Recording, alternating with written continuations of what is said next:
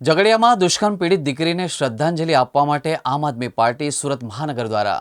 વરાછા બરોડા પ્રિસ્ટેજથી હીરાબાગ કાપોદ્રા સુધી કેન્ડલ માર્ચનું આયોજન કરી દીકરીને શ્રદ્ધાંજલિ આપવામાં આવી હતી। આજે સુરત શહેરના આમ આદમી પાર્ટીના સંગઠન દ્વારા આજે કેન્ડલ માર્ચ કાઢીને સરકાર પાસેથી ન્યાય માંગવાની અપેક્ષા રાખીએ છીએ, ન્યાયની અપેક્ષા રાખીએ છીએ। કારણ કે દિવસે ને દિવસે કોઈને કોઈ બાળા પીંખાઈ રહી છે, મહિલાઓ સાથે દુષ્કર્મની ઘટનાઓ વધી રહી છે અને બીજી બાજુ હર્ષ સંઘવી ખોટી ફાકા ફોજદારી મીડિયામાં આવીને કરતા હોય, એક બાજુથી હર્ષ સંઘવી રોંગ સાઈડમાં જનારાને જેલમાં પૂરવાની વાત કરતા હોય, બીજી બાજુ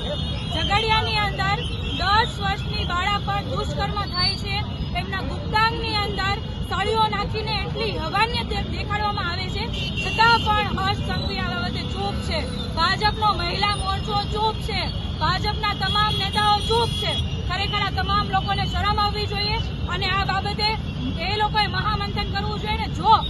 આ તમામ ભારતીય જનતા પાર્ટીના પદાધિકારી છે, મુખ્યમંત્રી છે, ગૃહમંત્રી છે, એમનાથી જો મહિલાની સુરક્ષા ના થતી હોય તો રાજીનામું આપી દેવું જોઈએ ને ઘરે બેસી જવું જોઈએ। કારણ કે આવી જે ઘટના બને છે એ ઘટના જેના ઉપર વીતે એને ખબર હોય, બળાત્કાર જે દીકરી ઉપર થતો હોય, જે મહિલા ઉપર થતો હોય એની પીડા એ જ જાણતી હોય, પરંતુ આ જે કહેવાય ને કે મૂંગી અને બેરી સરકારની અંદર બેઠેલા ગૃહમંત્રી એટલે કે હર્ષ સંઘવી એમને તો કઈ પડી જ નથી, એવી રીતના લોકોની વચ્ચે ફાકા ફોજદારી કરતા હોય। આમ આદમી પાર્ટી તરીકે અમે માંગ કરીએ છીએ કે જો તમે આ દીકરીને ન્યાય ના અપાવી શકતા હોય, દિવસે ને દિવસે જે બળાત્કારના કેસો વધી રહ્યા છે, વાર્ષિક જો જોવા જઈએ સર્વેના આધારે તો 600 થી પણ વધુ